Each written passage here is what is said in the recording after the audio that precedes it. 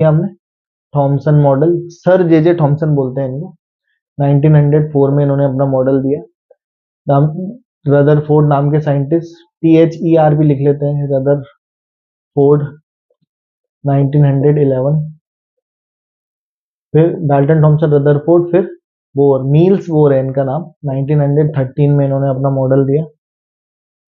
फिर Schrodinger model के बारे में बात किया था हमने। तो आपको ये तो कहानियां थी जो हम पहले वीडियोस में बता चुके हैं, फिर से दोबारा डिस्कस नहीं कर रहे।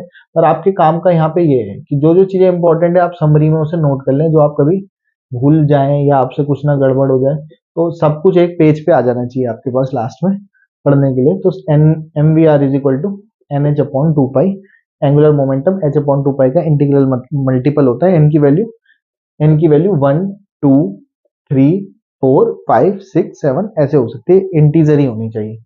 श्रोडिंगर ने कहा इलेक्ट्रॉन जैसा पार्टिकल वेव की तरह बिहेव करता है, तो del two psi over del x two plus 8 pi square m upon h square E minus V psi is equal to zero.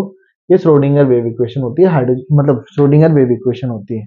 Wave की तरह पार्टिकल बिहेव कर रहा है। यहाँ पे जो साई एक टर्म है, ये साई वेव फंक्शन है, वेव को प्रेजेंट करने के लिए यूज किया जा रहा है।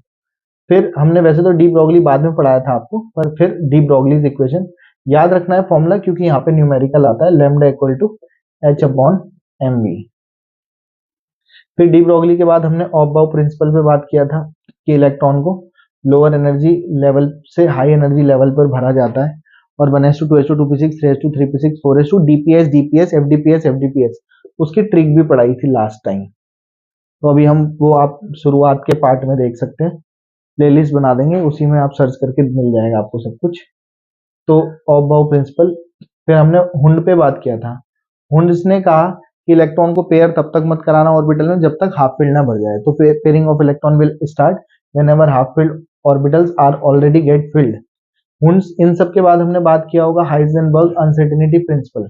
काम की बात यह है कि अनसर्टेनिटी इन पोजीशन और uncertainty in momentum h upon 4 पाई से बड़ी या बराबर आती है, इनइक्वालिटी रहती है, इक्वालिटी नहीं रहती। इसीलिए सर्टेन आंसर नहीं आ रहा, सर्टेन आता तो इक्वल टू में आंसर आ जाता। तो क्वेश्चन न्यूमेरिकल करते समय इक्वल टू लगा के सॉल्व कर लेते, otherwise greater than equal to रहता है।